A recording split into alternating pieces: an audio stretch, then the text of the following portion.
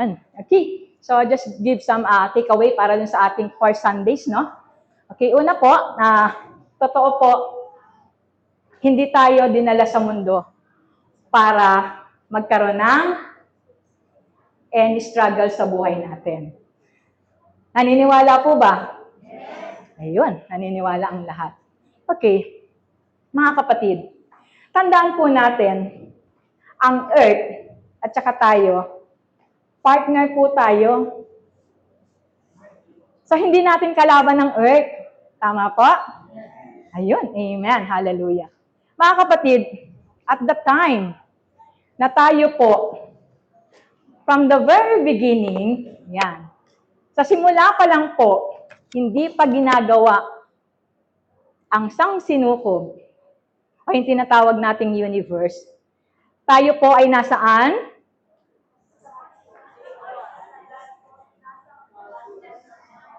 Nasa kaisipan ng Panginoon. Okay.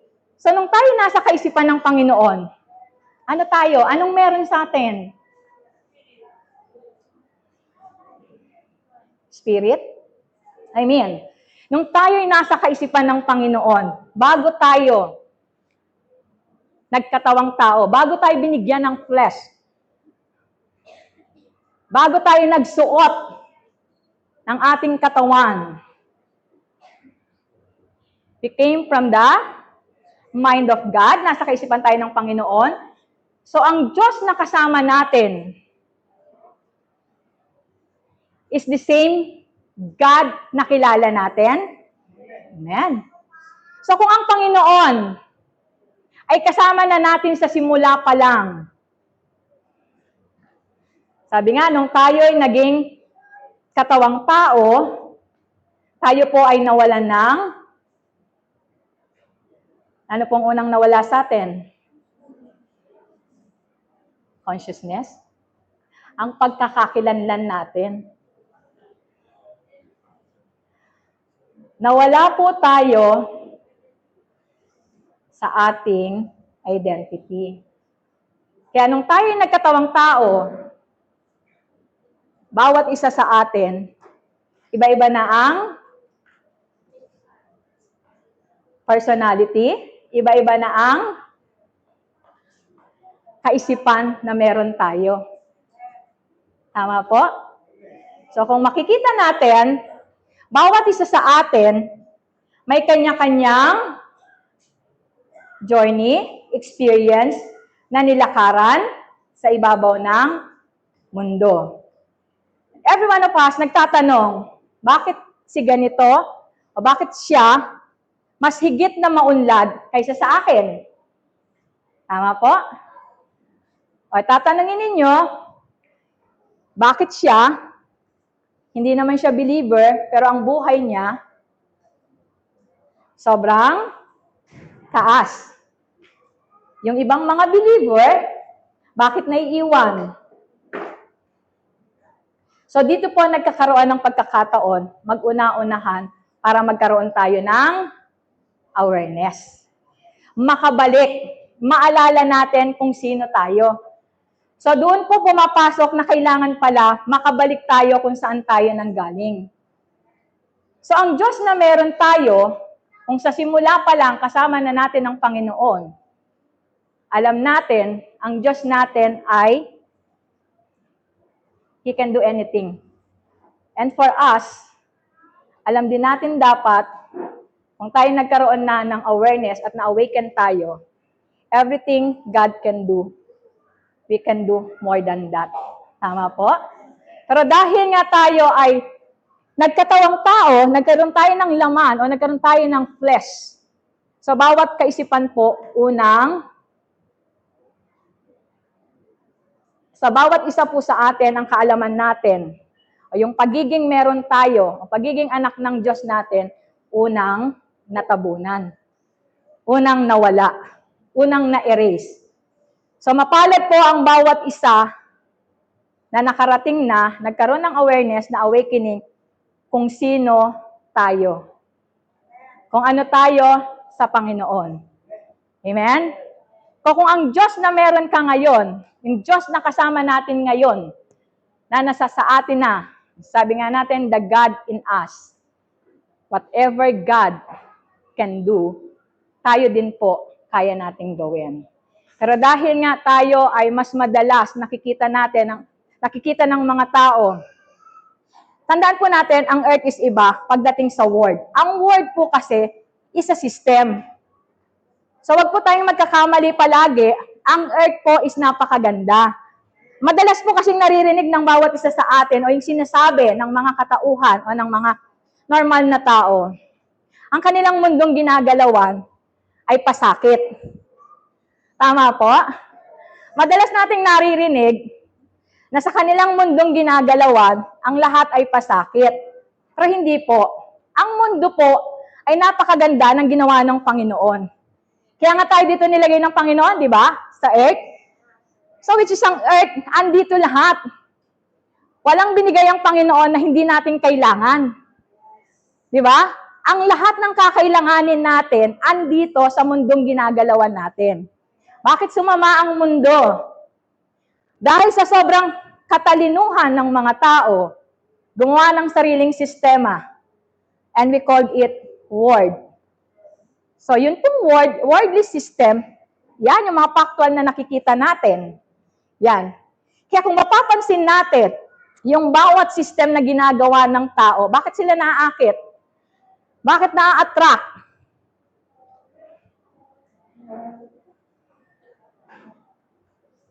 So tayo mismo rin ang gumagawa ng mga bagay na humihiwalay sa ating Panginoon.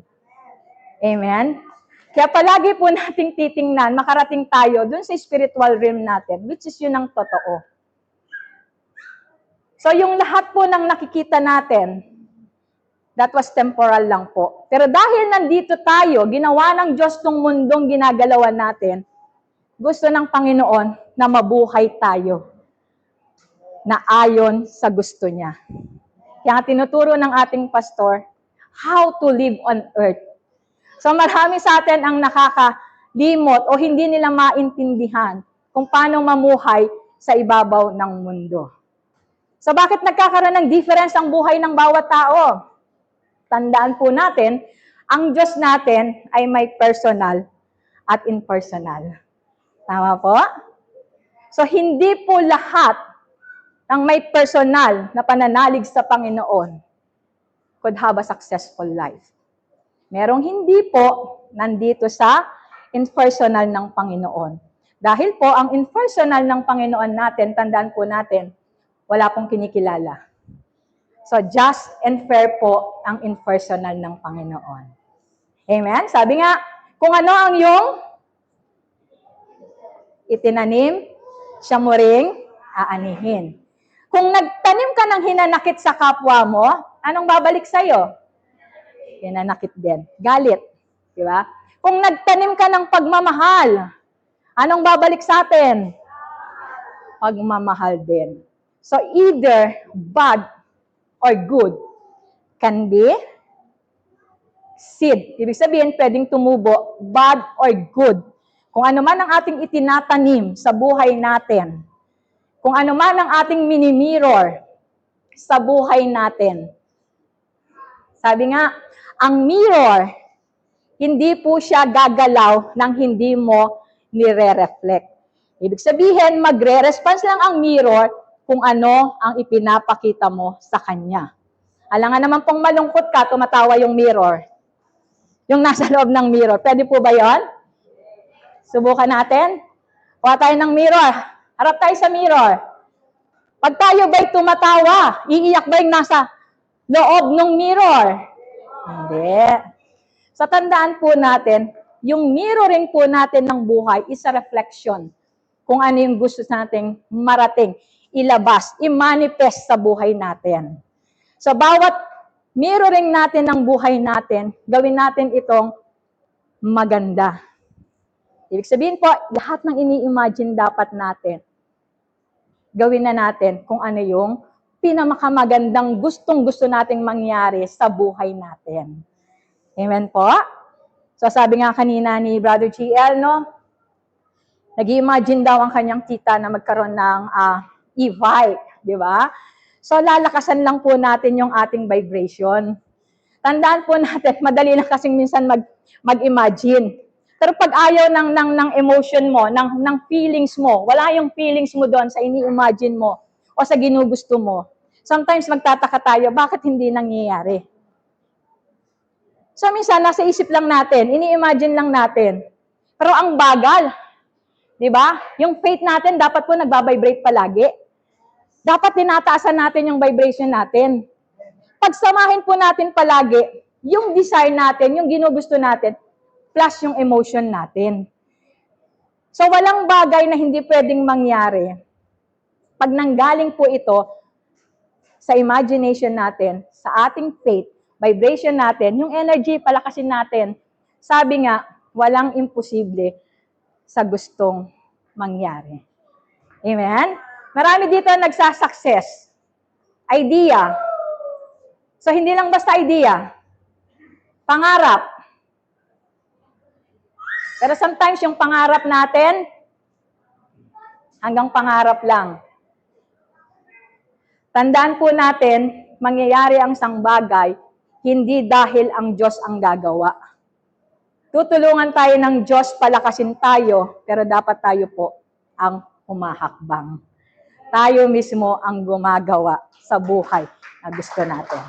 Amen? Hallelujah. Thank you po. God bless. Thank you.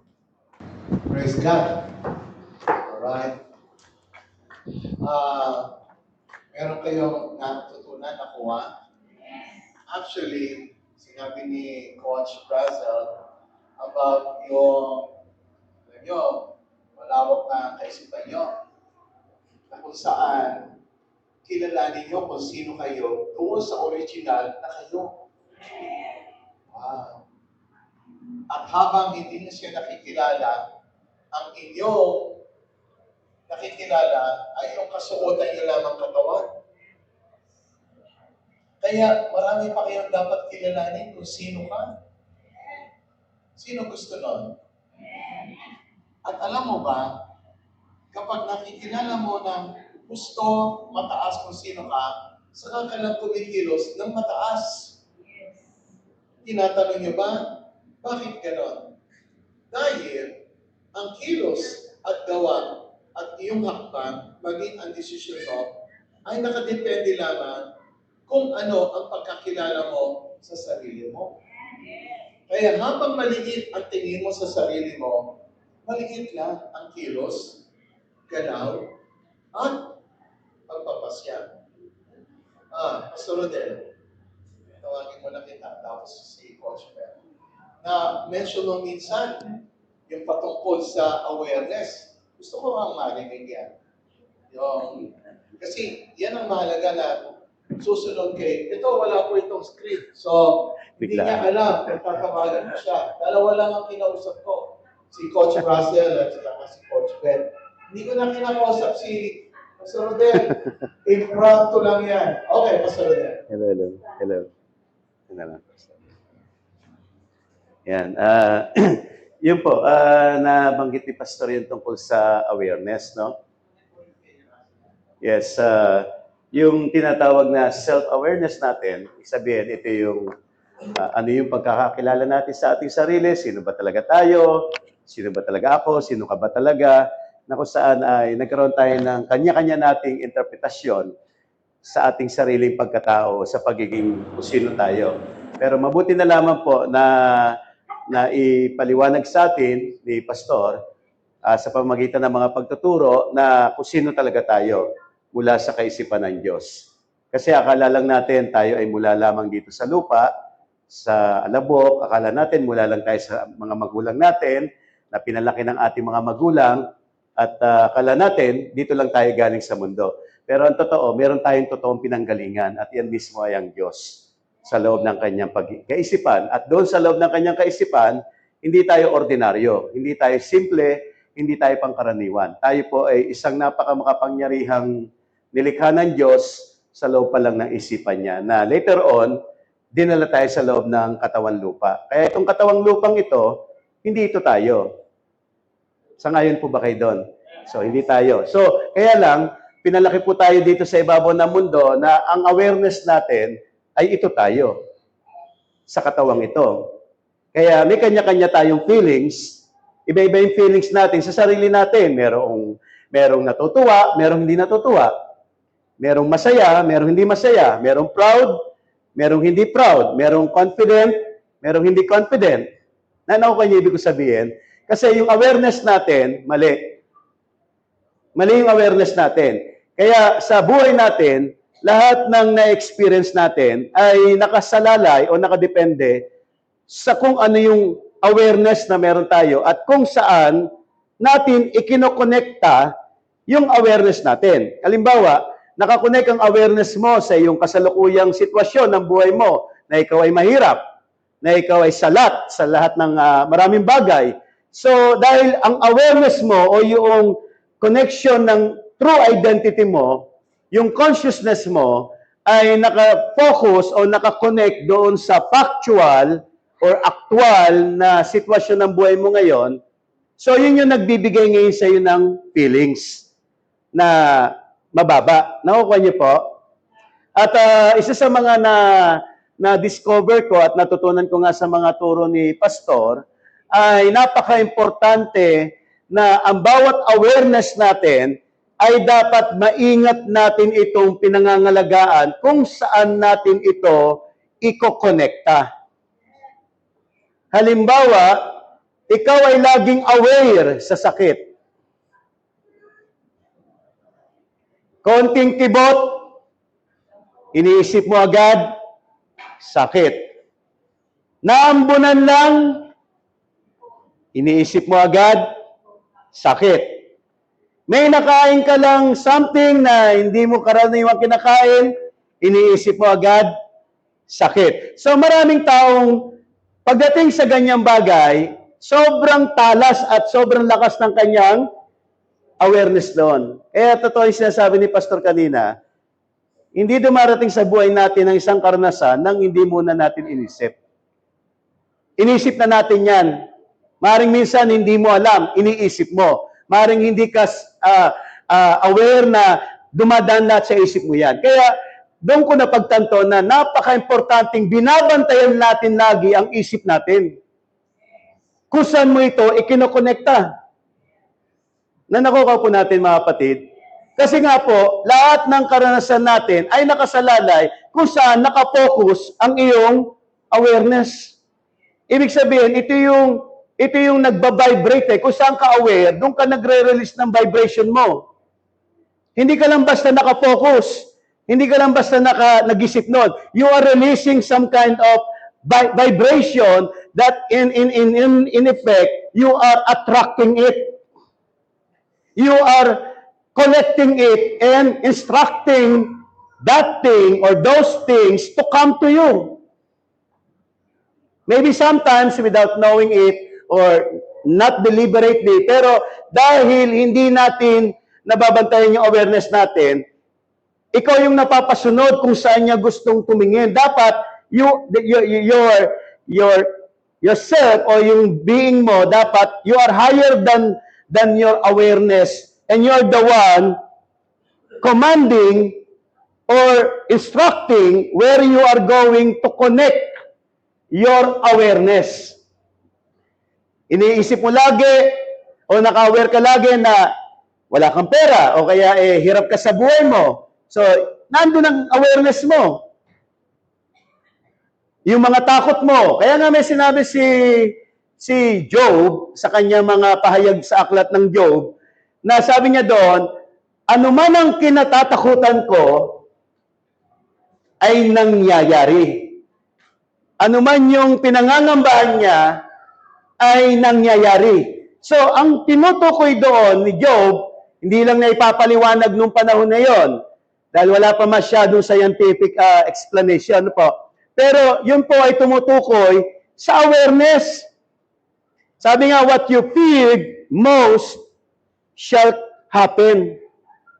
Kaya po ako, makakapagpatunay po ako na napaka-importante na yung awareness natin, instead na i-connect mo sa mga negative, sa mga bagay na hindi papalakas sa iyo, makapagpapasaya sa iyo. So, careful tayo doon. Yun po yung minsan na-share ko rin at yun din yung sa mga madalas kong pinopost na tayo po ang pipilit magdi-decide. So, dapat careful po tayo at maging matalino tayo sa paglalagay ng awareness natin sa mga bagay-bagay. Dahil yun po yung darating sa atin. Ano lang yung sa Edwin, para we can converse. Para maliwanagan, ganito yun. Yung spirito mo ang may awareness. Tapos, yung mind, sinusubo niya yung kanyang kaisipan para doon tumungo yung awareness. Yes. Siya yung humihila at kumukuha. Ganon din yung feeling. So, pinipilit ka niya, ito ang ilagay mong awareness mo doon sa spirit. Na itong mind at saka emotion ay naka-attach sa labas. Connected. Yon. Halimbawa, kaya i-watch out po ninyo sa buhay natin. Kanino naka-attach ang emotion mo? Yung attachment ng emotion mo, madalas, gagamitin yan para ma-distract ang iyong awareness. Paano din-distract? Yung awareness mo, dapat, nakikinig ba kayo? Wala mo nang daldalan, ha? Wala mo nang daldalan sa likod. Yung awareness nyo, wala mo nang daldalan sa likod. Right. Yung awareness nyo, nandito sa spirit. Dapat ang awareness nakatingin sa spirit. Kaya lang, so hihilahin ka ng physical para yung spirit mo makuha niya. Kaya binibigyan ko kayo ng isang malaking salita na kung saan naka-attach ang emotion mo, sila, yun ang magagamit para kunin yung awareness mo. Kaya kadalasan, pag ikaw ay nawawala sa spirit realm, kung saan naka-attach ka, yung mga nangyayari sa labas, kung saan ka-attach, madali mawala yung connection mo sa spirit na dapat nandoon nakatingin. Yes. Amen. So, ngayon, nadagdagan ko ng kaunti, careful ka dahil kapag sino man ang naka-attach dito sa emotion mo at naka-attach dito, magkakaroon ng something na mangyayari kapag patuloy mo ginagamit ito. So, iwasan nyo masyadong may attachment ang emosyon nyo sa labas. Dahil, napupuna ko, kinukuha yung mga naka-attach dito sa emosyon o sa isip para maturuan ka lang. So, kung ayaw mo ma-deal yung mga close sa iyo, turuan mo na ang sarili mo na hindi ka nadi-distract at ikaw ay nakafocus lang dito sa spirit. Ayan. Amen. Amen. So, Edwin, yung sa pakilangin. Go ahead. hello. Hello? Hello, hello. Bakit pangita ating ano? Hello, hello. Ayan. Okay. So, narinig niyo na po? So, yun, ibig sabihin na maganda yung paliwanag ni Pastor na yung ating mind and emotion ay sikapin o ingatan nating hindi ito na didiktahan o na-impluensyahan ng mga bagay na panlabas. Dapat siya ay lagi lang nakakonect sa spirit, sa ating awareness, which is our spirit consciousness. So, kaya yun po yung paliwanag doon sa sinasabi ni Apostol Pablo na ako'y nabubuhay sa pananampalataya at hindi sa pamamagitan ng paningin. O, I live by faith and not by sight. So, ibig sabihin nun, kasama ang kanyang isip at damdamin at pagpapasya, ito ay palaging nakapaloob o nakakonekta o mas aware siya sa spirit. Hindi siya aware or deeply connected doon sa mga external matters or things ng buhay. Kaya ang kanyang isip at damdamin laging maganda. And nagagawa niya yung dapat niyang gawin, lalong-lalo na, nagagawa niya talagang ipahayag ang Panginoon. Dahil yung kanyang mind and emotion and will ay laging ang awareness ay kung ano yung, kung sino siya at kung anong meron sa consciousness, which is the Spirit.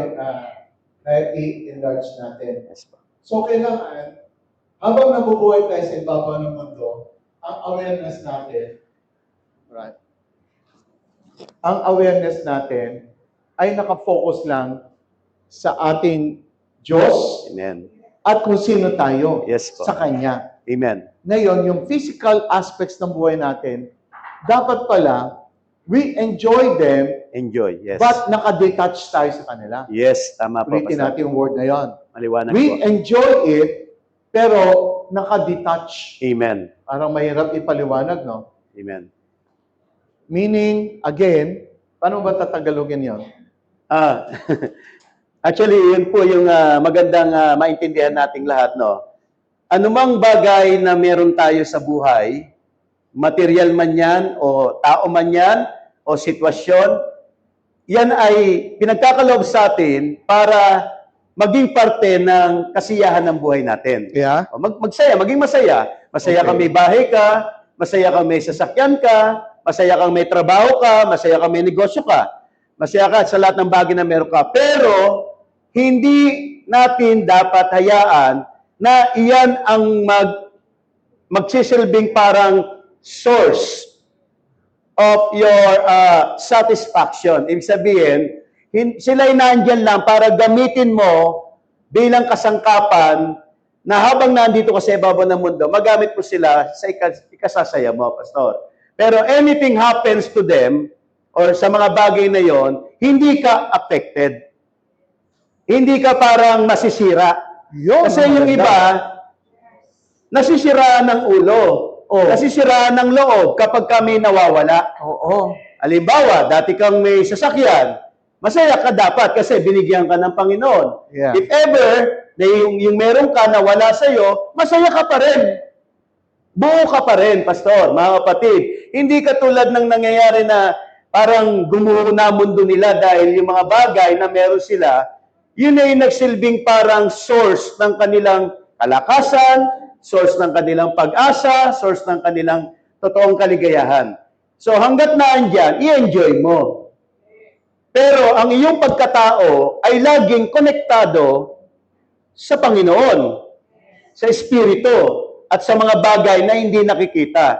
Yun yung tamang pamumuhay na dapat meron tayo para kahit anong dumarating sa buhay natin, kahit anong nangyayari sa atin, mananatili kang buo at malakas sa harapan ng Diyos. Kaya ngayon, Pastor Robert, malaking kamalian ang nagagawa ng maraming tao na kung saan dito sa physical, halos naka-attach tayo Totoo po yan, Pastor.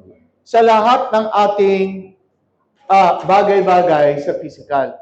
Since kasi wala tayong value sa spirit na akala natin religious effect lang, so yung bahay naging source mo na. Yes po. Yung business mo naging sandigan mo na. Sandalan na. Yes po. Sandalan. Na dapat, ulitin natin, sila yung mga bagay na karagdagan lang sa buhay upang ang buhay mo ay nakikita ng manifestation. Amen. Pero hindi sila ang ating dinidikitan at niyayakap. Yes po. Hindi sila yung ini-embody natin. Yes, yes po. Ang ini-embody natin ay ang mga bagay na nasa spirit. Yes po. Siya rin ang sa ating source. Siya rin ang pag sinabing source, Father. Pag sinabing Father, source. Amen. Kaya lang, it looks like na yung physical na nagiging source natin. Totoo po. At dahil doon, na-attach tayo. Yes po. Tama po, Pastor. At kapag na-attach tayo, ano man mangyari doon, kasama tayo masisira. Masisira ka rin. So, yes. Dahil hindi mo alam at wala nagturo sa atin na mga ganitong nakikita na hindi nakikita. Yes po. Parang naiintindihan mo ako, no? Nakikita, Nakakita ng mga hindi nakakakita. nakikita natin ang mga Na bagay na hindi hindi nakikita nakikita. ng mata. Seeing what is Yeah. unseen. And that's what you call, what we call spiritual man. Amen. A spiritual man is talking about things that are not seen by naked eyes. But they make it real. So ngayon, kung alam nyo na dapat hindi tayo naka-attach sa mga bagay, hindi natin sila minamasama. We must enjoy them, but we must not be totally attached to them. Go ahead. And we are not depending, Pastor. Ibig sabihin, no, ganito po, nung ikaw ay wala, sa Diyos ka umaasa. Amen? Feel na feel mo ang God na hindi ka niya pababayaan. Tapos, nung ikaw ay nagkaroon, halimbawa, nagkaroon ka ng trabaho o anumang pinagkakakitaan, so yung dependency mo, yung pagdepende mo o pagsandal mo, parang unti-unti mong nailalagay doon sa trabaho. Oo nga. Na nagiging komportable ka na at kampante ka sa kalagayan ng buhay mo because alam mo, may trabaho ka. Alam mo, kumikita ka. So na dati-dati, buong-buo ang iyong pakiramdam na ang lahat ng meron ka ay nasa Diyos at hindi ka pagkukulangin ng Diyos. Pero nung ikay nagkaroon sa physical, parang doon mo na nailalagay ngayon yung iyong feelings na hindi ka na magugutom, hindi ka na magkukulang kasi sa isip mo, may pinagkukunan ka ng trabaho. Doon tayo madalas nagkakamali. Na hindi dapat mabago ang iyong koneksyon sa Diyos. Nung panahon na ikaw ay nagtitiwala sa Kanya, dapat ganun pa rin kahit na ikaw ay binigyan na niya. Kaya nga dito nga po yung pumapasok sabi na nakalimutan mo na yung nagbigay, doon ka na sa ibinigay, sa gift, na wala na sa giver. So, ito yung challenge sa buhay natin, kung paano natin mapapangalagaan yung ating state of being, na kung saan, kahit anong meron ka sa buhay mo, dapat you are still deeply and strongly connected sa source mo, na walang iba kundi ang Diyos. You feel good, you feel confident, you feel satisfied, you feel happy, you feel contented because you have God in you. Not because you have job, not because you have business, not because you have good health. Because you have God in which you are connected. Siya yung talagang nagsusustain ng buhay mo. Kaya pala, napapasama yung minsan ang mga mayayaman. Actually, ang tingin ng mga tao sa mayayaman, masama. Hindi sila masama. Hello? Sino gusto dito yumaman pa? Yun, buti na lang, gaganda ng isip ng mga kasama natin. Sarap yung mayaman. Alam mo ba, yung iba, parang ayaw nilang yumaman. Kapag Ayaw nila. nagsasalita tayo ngayon, napapakinggan, baka tawagin tayo, uy, prosperity. Prosperity Church daw. Oh, naku. Hallelujah. Siguro gusto nila ng mahirap. O di sa kanila na yung mahirap. Magiging poverty church na tayo. Tayo rito, gusto natin yumaman. Amen! Kasi gawin nga natin para marinig din sila ng mga nakikinig. Sino gusto yumaman? Taas ang kamay! Pasalita ng malakas sa kailan. Amen! Yung mas malakas na dumadugundo, alam niyo, mas malakas na naglalabas ng faith nun. Sino gusto yumaman? Now, kaya nga tayo nandito sa ibabaw ng lupa, alam niyo ba? Let's do it. Pakinggan mo, Pastor Rodel. Ikaw ay inaasahan ng Panginoon maglabas mula sa spirit patungo sa physical. Sino nakaintindi nun? Ulitin ko, maglabas mula sa spirit patungo sa Physical. Now, kung wala ka na ilalabas, mahirap ka. Eh, sino ngayon nagpahirap sa'yo? Si Lord o ikaw? Ako yun. Kaya pag ikaw gusto mong mahirap, sasabihin mo gusto ni Lord to sa akin, ikaw ang mangmang. Hindi ka gusto ni Lord mahirap. Amen! Isip mo lang. Yes. Naturuan ka lang. O naging orientation mo. At kung hindi mo kayang baguhin ang isip mo, ikaw yung. Pero ang katotohanan, lahat ng gusto mong umunlad, gusto rin ni Lord. Amen. Gusto rin ba ni Lord? Yes. O, di ba? Hindi siya materialism. Tinuturuan natin, magkaroon tayo ng kasaganaan. Pero tinuturo din natin, hindi tayo naka-attach doon. Amen. Parang, Sakto. nakikita mo na yung balance? Yes po, Pastor. Maging maunlad tayo. Amen. Pero ang attachment natin ay nananatili sa Panginoon, sa Ganon. Diyos. At Amen. siya pa rin ang kinikilala nating Father. An equivalent ng Father, Source. Kaya yung mga bagay na meron tayo, kaya nating ibigay. Bakit? Kaya din nating kumuha pa ulit. Sino nakakaintindi? Yung mga pera natin, pag na-feel mo na ikaw ang kumita nun, hindi mo kaya ibigay. Pero kung ang pera mo, sinabi mo, galing lang yan sa source. Nilabas ko lang yan. Amen. At makakapagpalabas pa ulit ako. Amen. At kung may mga business kayo, yun. Binigyan kayo ni Lord, ilalabas nyo. Kung may mga trabaho kayo, ilalabas nyo. So, wag nyo bilangin yung pera nyo doon sa kamay nyo. Bilangin nyo yung pera nyo dito sa source. Yes. Amen. At kung magbibilang ka ng pera mo, wag doon sa physical. Doon sa...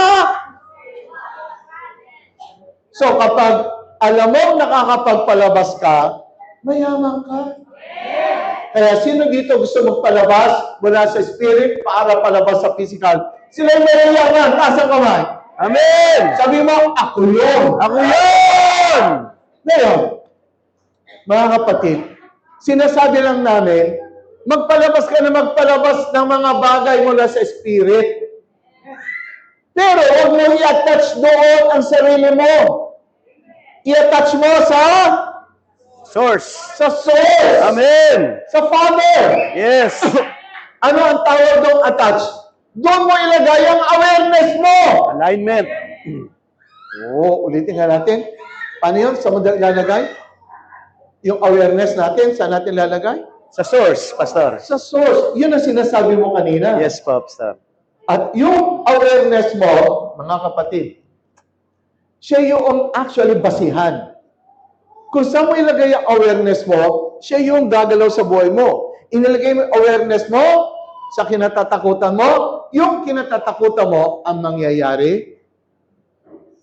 Ilagay mo yung awareness mo sa source mo, yung awareness mo maglalabas ng lahat Amen. dahil doon mo ibinaling Amen. ang iyong awareness. Amen. Amen. Ito nga mo yun. Yes. Pastor, may ikukwento ko lang ng konti. Yeah. Mga kapatid, kung naalala nyo noon, wala pa kaming sasakyan ni Sister Maricel. Natatandaan nyo po, Oo. di ba, ang meron lang kami noon ay motor. Yung aking single na motor, yun po yung ginagamit ko lang transportation, papunta pa rito sa church. Tapos, nung panahon na yon, kwento ko lang po, nung panahon na yon na natututo tayo kay Pastor sa mga pagtuturo niya, ay natutunan natin kung paano talaga tayo pumaloob sa consciousness ng God, sa Spirit. Amen? So, hindi naman po yon.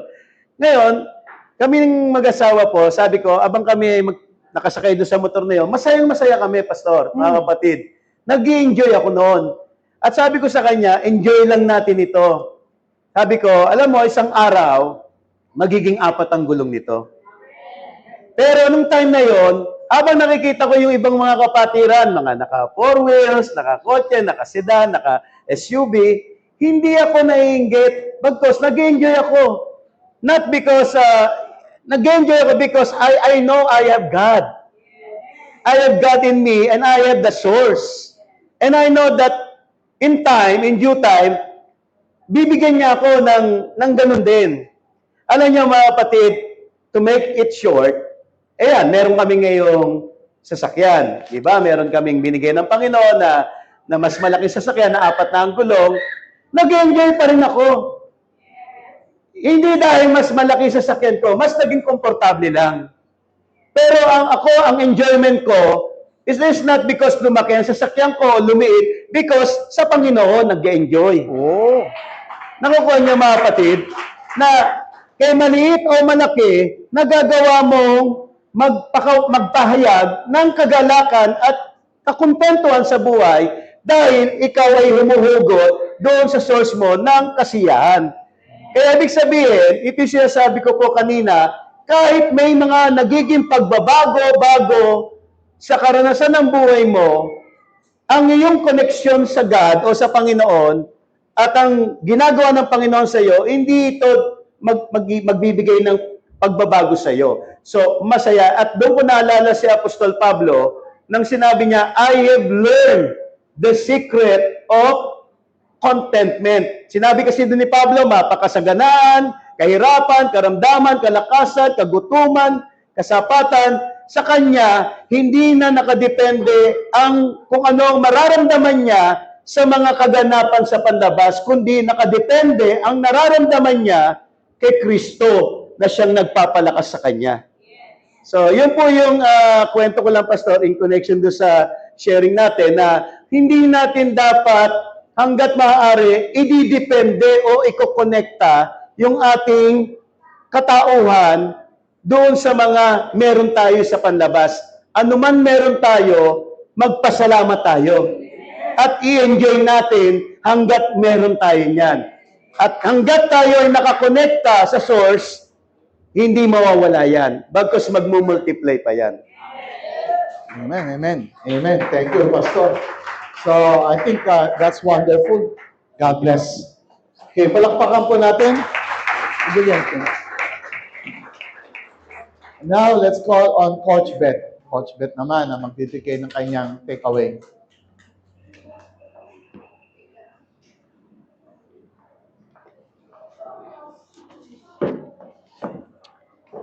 So, good morning. God created twice. Narinig nyo na yan. God created twice. Dahil tayo, sa spirit pa lang tayo, ay buo na tayo sa kaisipan ng Panginoon. So doon, na-create na tayo ng Panginoon sa kaisipan niya, na buong buo. Yung pangalawang pagbuo niya sa atin, nung binigyan tayo ng katawan. So, ito na tayo ngayon. So, laging dalawa, di ba? May spiritual realm tayo, meron tayong physical realm. So, may reality, may factual. Kaya nga, ang sabi, saan ba natin pinopokus ang awareness natin? Sa spiritual o sa physical? Kasi yun yung naano natin na-adapt, na-orient sa atin na lahat ng nakikita natin ngayon sa physical. Kaya ang bilis nating masaktan, ang bilis nating makagawa ng aksyon, emosyon natin, hindi natin kayang i-hold pag mayroon na tayong naririnig outside. Kasi binabalidate natin yung ating sarili. So sabi nga kanina ni Coach Russell, sa mirroring, paano ba talaga natin maibigay or maipakita sa mirror yung buhay natin? Kasi pag tumingin tayo sa salamin na ganito, yun lang din yung nakikita natin. Pero ang totoo, yung mirror of life natin, ang totoong nakita niya, yung kung ano sa kalooban natin, kung ano yung inside natin.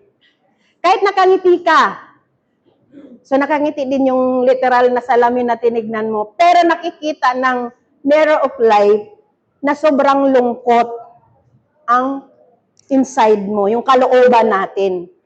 So yun yung magre-reflect. Example, nangarap tayo ng bibili ako ng bahay. Pero sinabi lang natin.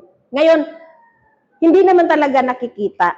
So yung tinuturo dito sa atin na kailangan ma-feel natin na totoo.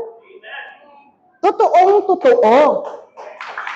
Na kung ano yung ating ginugol or dinidesire, make things happen. Mangyayari dahil buong-buo na eh. Buong-buo na sa ating kaisipan. Ilalabas na lang. Nagagawa natin yan sa pisikal. Bumili tayo ng gusto natin, bahay, sasakyan. Nagagawa natin yan. Pero ang tanong sa sarili ko, nagagawa ko ba yun sa spiritual life ko? Yung lahat na natutunan natin dito, lahat ng katuruan, yung imaging, i-image natin yung 500 souls na tayo dito. Naging aware kaya ako sa natutunan kong yun? Tanungin din natin yung mga sarili natin. Kasi sabi nga, kung sa physical realm natin, sa pamilya natin, tayo yung head. Tayo yung maraming pangarap kung ano man yung gusto nating makuha. Dito sa spiritual realm natin, mayroon tayong head. Si pastor yon. Meron siyang dinidesire na hindi lang 300, hindi lang 500 souls. Nasamahan ko kaya siya doon? Nasamahan kaya natin siya doon?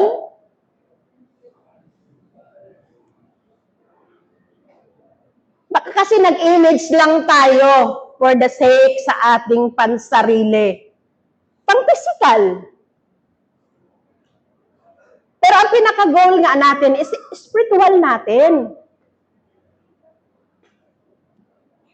Kasama ba talaga ako doon? Kasama ba talaga tayo doon? Dapat alam natin sa sarili natin. Kasi tinuturo din naman natin na bakit kaya hindi nangyari? Hindi nag-manifest sa akin yung mga hinihiling ko. Baka sa bibig lang. Baka wishes lang. Wala pa talaga sa subconscious. Wala pa talaga yung feeling na eto na.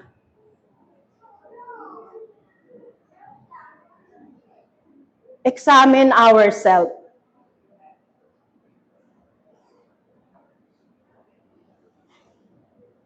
Kailan kaya natin maisip?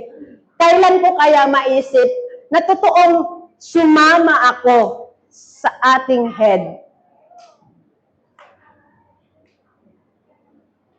Kasi ang dami na nating natutunan. Imaging, mirror of life, self-governance. So gusto ko i-share sa inyo, yung self-governance ay hindi lang din iyon para pag galit tayo, nag-govern natin ang sarili. Ang self-governance ay ginagawa kung paano natin makuha yung mga dinidesire natin. Focus tayo doon. Sabi nga, yung pinupokus natin ngayon, 500 to 1,000 souls, nakapokus yung ating sarili na mangyayari. Na hindi lang natin talaga, alam ko na yan. Alam na nga natin lahat. May action ba tayo? Ginawa ba talaga natin? O yung mga natutunan talaga natin dito ay pang sarili lang? Di ba, ang linaw po ng tinakel kanina ni dalawang pastor, na huwag tayong mag-focus sa binigay, doon sa nagbigay. So sa pamilya natin physically, maganda yung mga pinapangarap natin. Maganda yung gusto nating maibigay sa pamilya natin. Dito, sa spiritual life natin, we are the body of Christ. Yun talaga yung reality na makukuha natin na ang pagtuturo natin dito ay mag-manifest talaga una sa spiritual. Ilang taon na po ba ang Dream 7. Ang mission ng Dream 7 is to win more souls. Na hindi lang 200. Pero kung titignan natin, nakikita natin ngayon sa physical eye natin, yung 3 years na ini-image natin na maging 500, 1,000 souls tayo dito until now. Nakakalungkot. So yun yung nakikita ng mirror of life. Na sinasabi ng bibig natin na yes, nag-mirroring ako, nag-image ako. Pero ang nakikita ng mirror of life, wala, empty pa rin yung puso.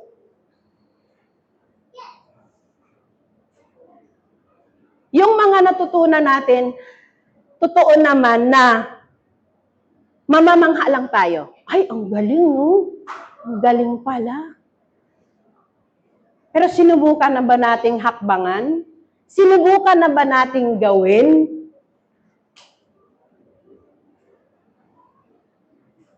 Kasi mahirap eh. Di ba? Kung iisipin mo, pagdating sa giving, mahirap yon.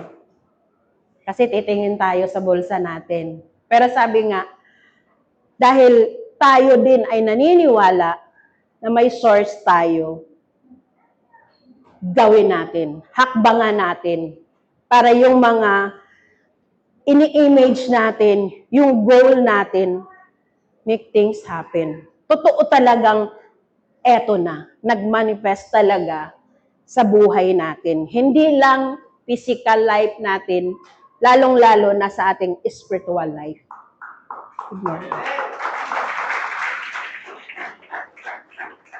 Ano ba si Pastor? Pastor, okay na ba? More pa daw, nabitin sila. Sige na, kaya na. Baka dumudugo kayo sa palo ko eh. Let's give the Lord a big hand, please. You see, from time to time, you will see some changes in the way we meet together. This church is always ready for a new thing so that this will not be monotonous. Today, you've heard 3 speakers, and I also indulge myself. So, I'm thanking God na yung mga messages na nirelease ni Lord ay pumapasok naman sa inyo. Meron bang nangyayari sa buhay nyo? Good.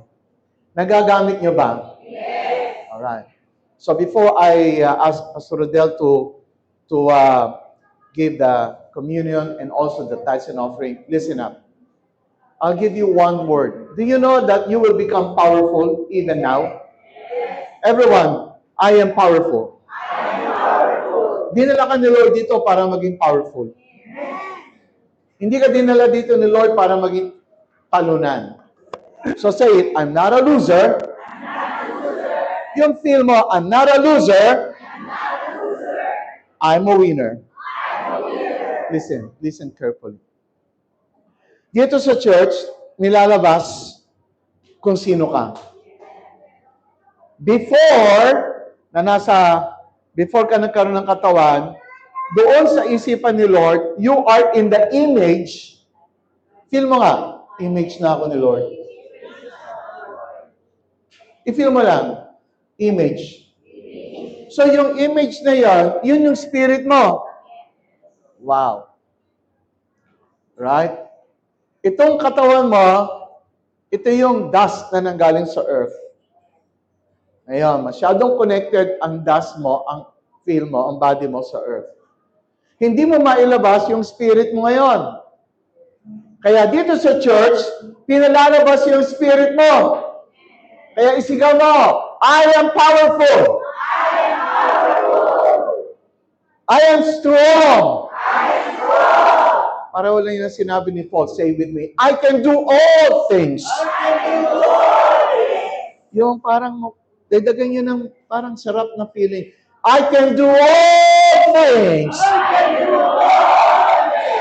Yun, gusto ko, marunong kayo. Medyo dagdagan pa natin ng konti pang sarap. I can do all things. Alam nyo, kasi pag binasa mo, parang, oh, nabasa ko lang. Hindi mo na pe-personalize. Are you with me? Tayo nga kayo? Tayo nga kayo? Gusto ko yung gumagalaw pati yung katawan nyo. Ano ba sa Tagalog na I can do all things sa Biblia? Ano sabi? Gagawin ko ang lahat. Tagalogin natin, ha? Magagawa ko ang lahat ng bagay. 1, 2, 3.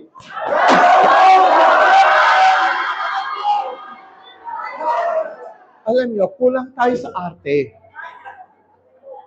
Tuloy ang buhay natin, parang walang kuryente. Lagyan nyo nga ng kuryente yung buhay nyo. Lagyan nyo ng art. Hindi masama ang art. Remember, science and art. May science, pero dapat may art. Kung ang science walang art, monotonous. Boring. Pero kung may art, walang science, hindi mo pwedeng dependahan. Kaya dapat, something certain science, pero may art. Kayong mga Pilipino talaga, walang ka-art-art eh. Kasi sinabihan, maarte ka. So what?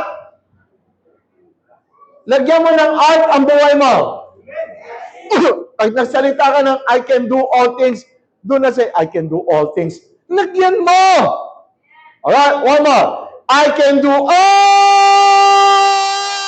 things! 1, 2, 3.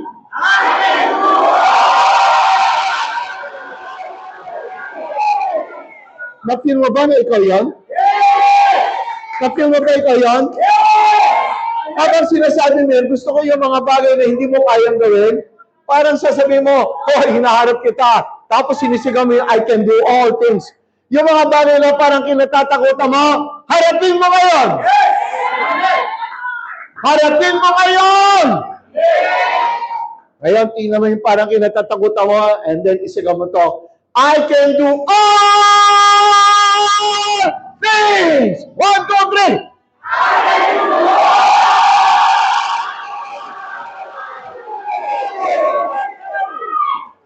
Ano feel nyo? Okay ba? Oh, sabi ko sa inyo, ang church ang magpapalakas sa iyo. Pakawalan mo yung sarili mo. Pakawalan mo. Sanay ka lagi sa physical na, hindi ko kaya yan. Kaya ngayon, buhayin mo yung sinabi ni Paul. Kaya pag sinabi mo, I am powerful, I am strong, I can do all things, lagyan mo ng science. Pag sinabi ng science, certain ka, ha? Sigurado ka doon, ha? Are you with me? Yes! Pero lagyan mo din ang power mo, ng art mo. Alright. Mga kapatid, powerful ka na. Ang mga salita mo ngayon, nakikita mo, nangyayari? Yes. Pakinggan mo ang buhay mo. Pag meron kang hiniling ngayon, nangyayari. Ito yung mga kapatid. Ang mga sinasabi mo ngayon, hindi mo naisip na hindi mangyayari. Kung yan ay maghihintay ng 6 months, mangyayari. Kung yan ay 1 year, mangyayari yan. Bawat sasabihin mo ngayon, magaganap. Why? Because you are a king in your own domain. Say with me, I'm a king in my own domain. Ikaw ay isang hari sa loob ng domain mo. Whatever you say, so be it. Yes. Kaya ngayon, sa harapan ng buhay mo, walang mataas na bundok. Ulitin mo, sabihin mo, walang mataas na bundok. Ulitin mo, walang mataas na bundok. Bakit? Ang gagawin mo lang, kakausapin mo, hoy, umalis ka dyan. Yan ang sinabi sa Mark 11:23. Pakilagay mo nga Mark 11:23. Dapat, pinaalis mo, hoy, umalis ka dyan. Pakinggan nyo Mark 11:23. Alright, as I speak, say it. For verily I say unto you, say it. That whosoever shall say, I don't feel you. That whosoever shall say unto this mountain,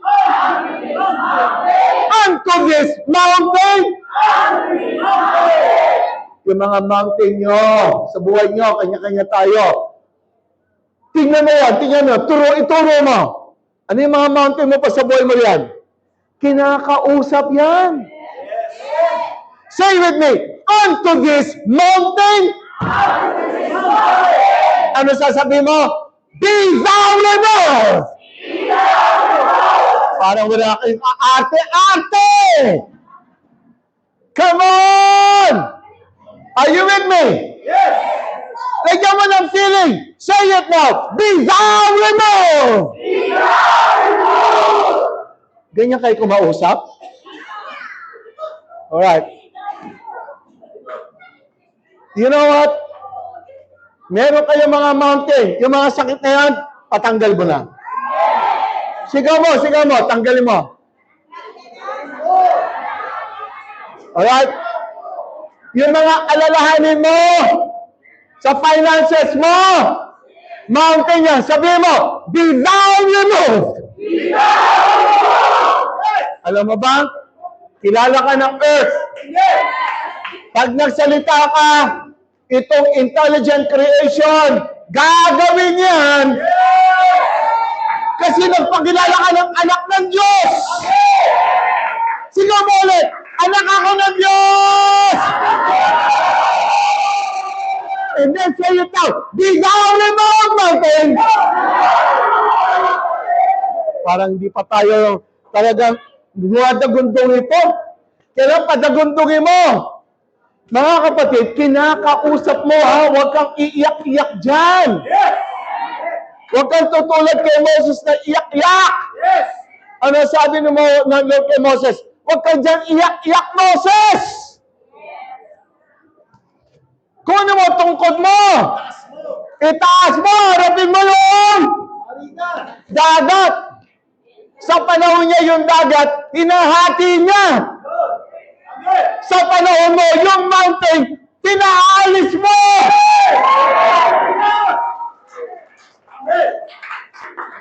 Pinaalis mo kasi dadaan ang anak ng Diyos!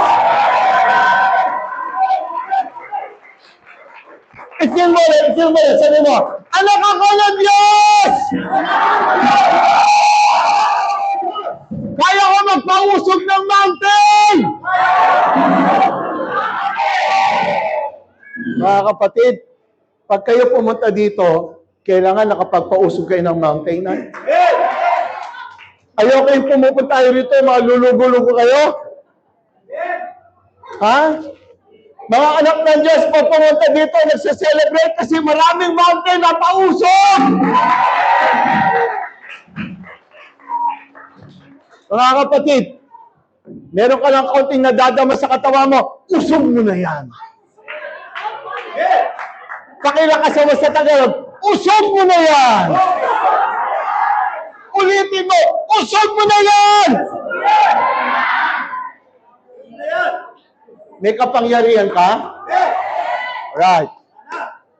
Mga kapatid, nandito ka para maramdaman mo ang kapangyarihan ng Diyos sa iyo. Eto sinabi ha, follow me.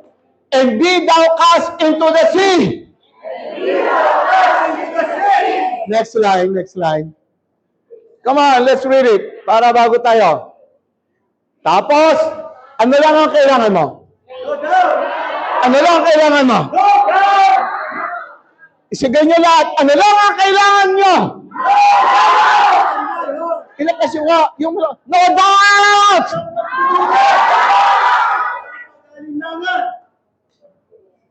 Isigaw mo kasi yung doubt para lumabas. Ano lang kailangan mo? Say it, no doubt! Alam niyo, yung mas malakas maglabas ng feelings, mas magaling yun.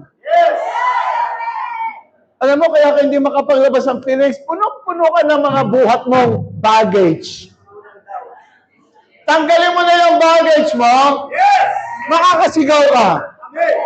Dito sa church, sinasasyo ka sumigaw ng isang kagalakang tagumpay. Ano sabi? Shout! Unto the Lord! With the voice of triumph. Okay, ha? Shout unto the Lord with the voice of triumph. Lahat nga kayo sumigaw yung pinakamalakas na sigaw nyo na pwede nyo gawin. 1, 2, 3! Okay, say like this. Say like this. Shout unto the Lord with the voice of triumph. 1, 2, 3!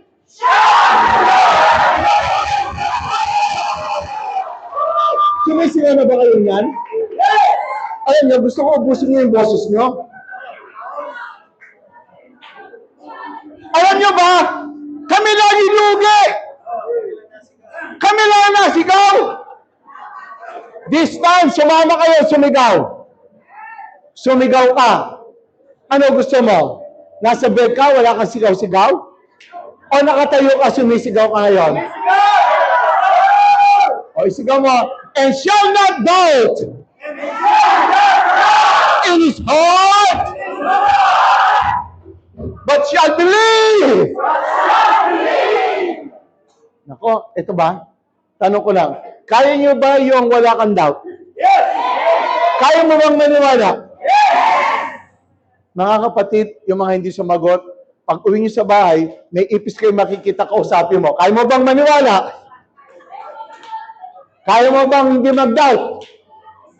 Ngayon, kapag hindi kayo nagsasalita, ipis ang kakausapin nyo. Pero ngayon, kinakausap kayo! Kaya nyo bang maniwala? Kaya nyo bang wala kayong doubt? So kung gano'n, magaling ka! Pakisabi mo sa katabi mo, magaling ka!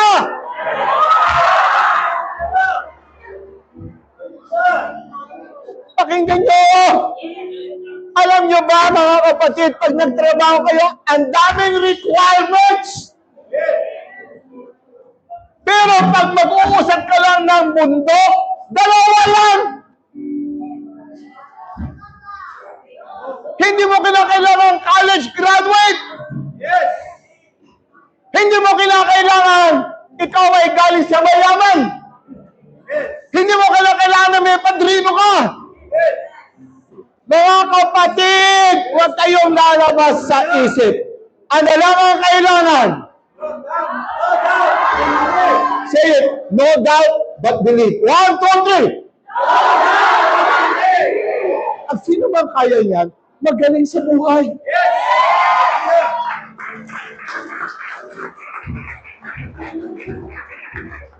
So, wala kang doubt. Naniniwala ka pa? Yes! Nung pinausog mo yung mountain, tinatapon mo sa dagat, sino nakikinig? Ito ngayon ang pangako ng salita ng Diyos. Ano daw ang nangyayari? Ito na. That those things, which He said,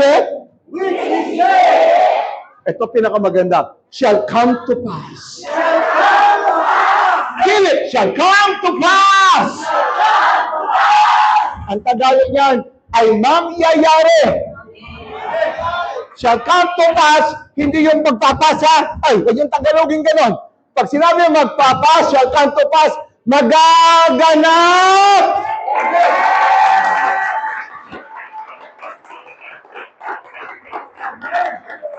Marami sa buhay natin nagaganap na ayaw natin. Umpisa ngayon, may magaganap sa buhay mo na gusto mo! Yung mga bagay na nagaganap sa'yo hindi mo gusto kasi hindi ka marunong magpausok ng mountain.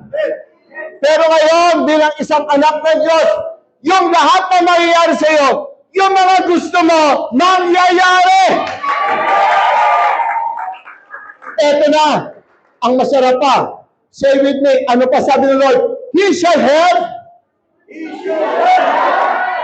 You may feel, he shall have. Halimbawa, ganito na lang.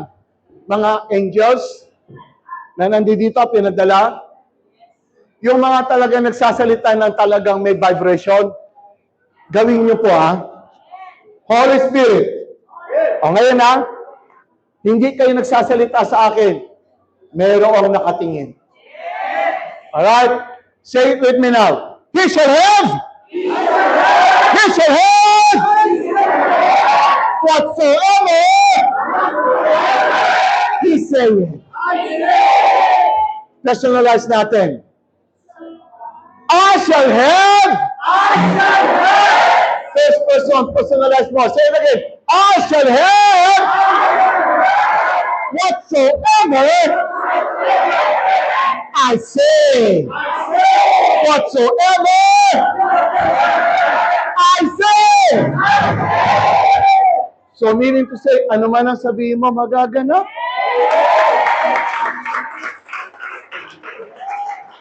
Sino na niniwala nun? Taas ang kamay. Sabi mo, ako'y anak ng Diyos.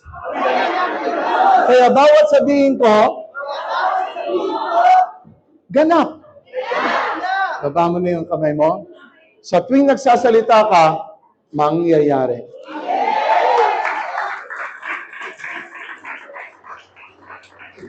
Are you blessed?